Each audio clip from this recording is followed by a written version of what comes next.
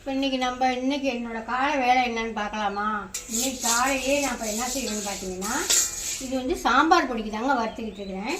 கொஞ்சம் நேரமாக அடுப்பை வந்து நல்லா சிம்மில் வச்சுக்கிட்டு அழகாக வறுத்து பொறுமையாக வறுத்து எடுக்கணும். கருகிற கூடாது, ஆனால் வறுபட்டும் இருக்கணும். அந்த மாதிரி நம்ம வறுக்கணும். அதுக்கு அடுப்பை சிம்மில் வச்சுக்கிட்டு வறுக்கணும். இது வந்து இப்போ என்ன வறுக்குதுன்னு பார்த்தீங்கன்னா, கடலைப்பருப்பும் மஞ்சளையும் ஒன்றா போட்டு வறுத்துக்கிட்டு இருக்கேன். பாக்கி எல்லாமே மிளகாலாம் வறுத்து கொட்டிட்டேன். வறுத்து கொண்டு வெயிலே கொட்டியாச்சு. அப்புறம் இது வந்து மிளகு, ஜீரகம், வெந்தயம், துவரம்பருப்பு இது எல்லாமே வறுத்துட்டேன். இது எல்லாமே என்ன செய்யணும்னா, சடப்புடன்னு நம்ம வெந்தயம்லாம் சடப்புடன்னு வெடிக்கணும், அந்தளவுக்கு வறுக்கணும். அப்புறம் துவரம்பருப்பெல்லாம் வாசம் வர அளவுக்கு, மிளகெல்லாம் நல்லா வெடிக்கிற அளவுக்கு வறுத்து கொட்டிட்டேன்.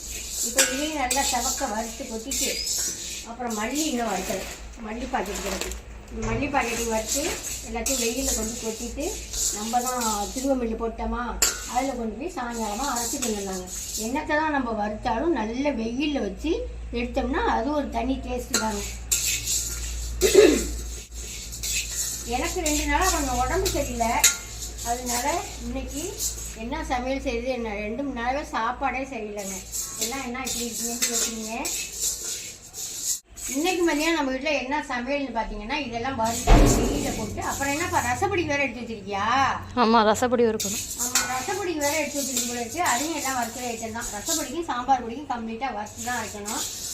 2 பொடியுமே சரியாக இருக்குது. அதனால் இதை ஃபஸ்ட்டு வறுத்துட்டு அப்புறம் ரசப்பொடிக்கும் வறுத்து வெயிலில் வச்சுட்டு, இன்னைக்கு ரொம்ப சிம்பிளான சாப்பாடாக, வாய்க்கு ருசியான சாப்பாடாக செய்ய போகிறேன். அது என்ன சாப்பாடு செய்கிறேன்னு மதியம் சமைக்கிறத நான் காட்டுறேன். இப்போ இதெல்லாம் நம்ம வறுத்து கொண்டு வெயிலில் வச்சுக்கலாமா?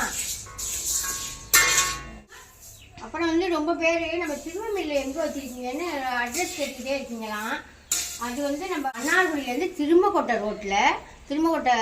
ரோட்டில் வந்து பள்ளிக்கூடத்து ஸ்டாப்பிங்னு சொல்லி, பஸ்ஸில் வந்தீங்கன்னா பள்ளிக்கூடத்து ஸ்டாப்பிங்னு சொல்லணும். நடந்து வந்ததோ இல்லை வண்டியில் வந்தீங்கன்னா பள்ளிக்கூடத்து ஸ்டாப்பிங்னு சொன்னீங்கன்னா தெரியும். மெயின் ரோட்லேயே தாங்க இருக்குது. திரும்பக்கோட்டை மன்னார்குடி ரோட்டில் மெயின் ரோட்லேயே தான் இருக்குது. அப்புறம் எல்லாம் போர்டு வச்சுருக்கோம்.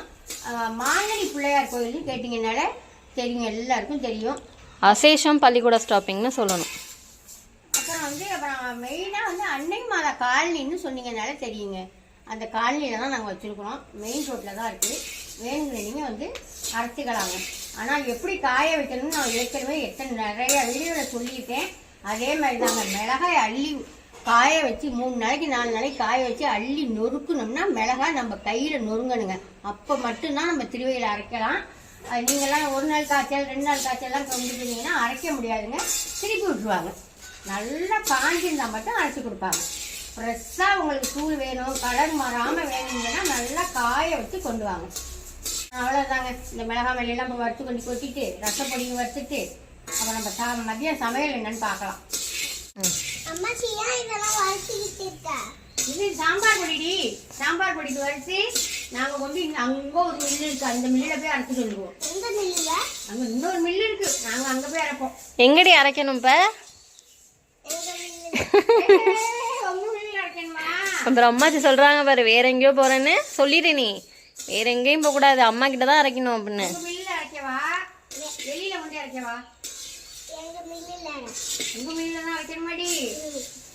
உங்க மில்லுக்கு தாண்டி, உங்க மில்லுக்கு தான் அரைக்க போறாங்க.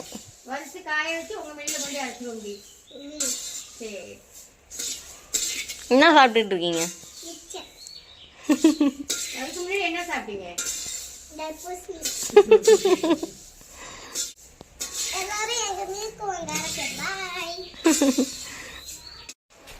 எல்லாமே கம்ப்ளீட்டாக வறுத்தாச்சுங்க. வறுக்க முடியாது. இது வந்து ரசப்பொடிக்கு வறுத்து கிடக்குது. மிளகு ஜீரகம்னா அங்கே தாம்பாளத்தில் வச்சுக்கலாம். அது வந்து சாம்பார் பொடிக்கு. அந்த பக்கம் தாளி போடுவாங்க அன்னைக்கு. இந்த பக்கம் ஜவ்வரிசி வத்தல். அப்படியே அப்பளம் மாதிரியே இருக்குது. நேற்று போட்டது. நேற்று போட்டது தான். இன்னைக்கு மத்தியானமே பொறுக்கிறாங்க. வெயில் கடுமையான வெயிலாக இருக்குது. உங்கள் ஊர்லாம் வெயில் இருக்குதா என்னன்னு கம்மான்னு சொல்லுங்க. நம்ம வீட்டில் போய் சாப்பாட்டை பார்த்துடலாம். சிம்பிளான சாப்பாடுன்னு சொல்லலாம். என்ன சாப்பாடு பார்த்துலாமா? எனக்கு 2 நாளாகவே ஜுரங்க. கொஞ்சம் உடம்புக்கு நல்லா இல்லை, கோல்டு. அதனால வாய் சுத்தமாக கசப்பு. என்ன சாப்பிட்டாலும் கசப்பு. அதனால் நைட்டாக இப்போ 2 நாளாகவே கடையிலேருந்து தான் 2 இட்லி வாங்கி சாப்பிட்றேன். அந்தளவுக்கு வாய் கசப்புங்க. எனக்கு காஃபி டீயா எதுவுமே குடிக்க முடியல. என்ன செய்யறதுன்னு தெரியல. ஹாஸ்பிட்டலையும் காமிச்சு ஊசியும் போட்டுக்கிட்டு தான் இருக்கேன். இப்போ 2 நாள் கடுமையான ஜுரம். இன்னைக்கு பரவாயில்ல, நல்லா ஆகிட்டேன். அதனால் இன்றைக்கி சாப்பிடணும்னு சொல்லிட்டு மதியான சாப்பாடு இல்லாமல் 2 மணி நேரமே சாப்பிடவே இல்லை.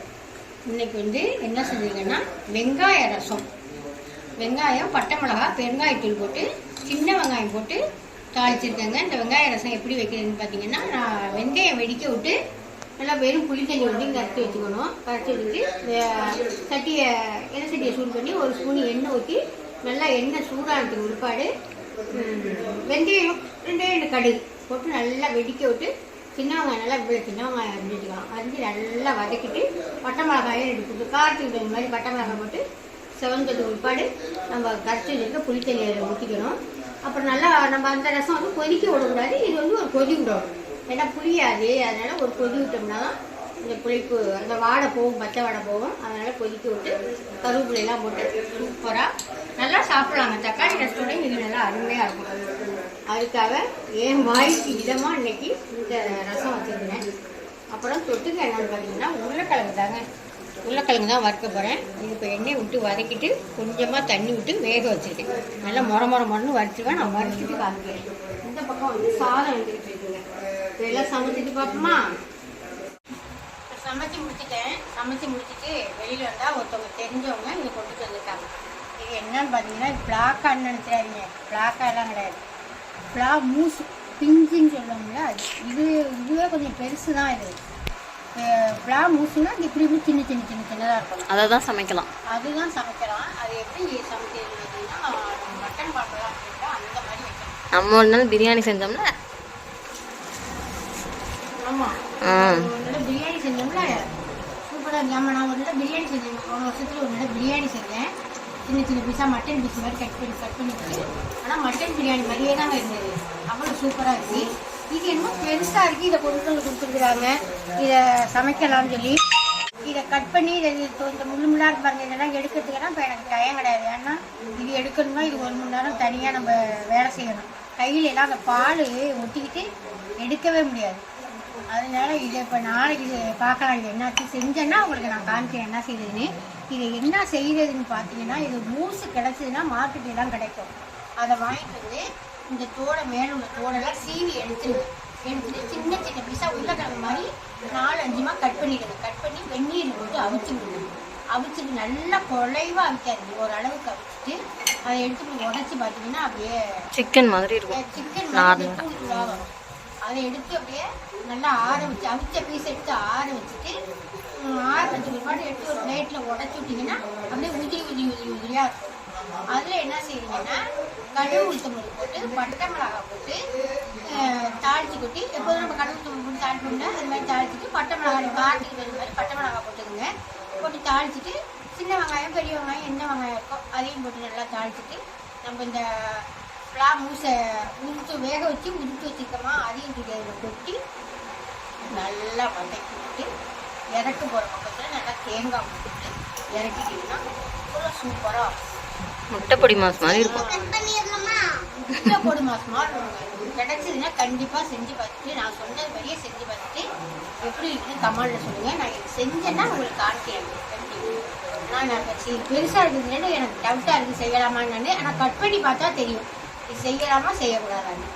அதனால் நான் கட் பண்ணி பார்த்துட்டு நாளைக்கு சொல்கிறேன். சாப்பிடலாமா வாங்க.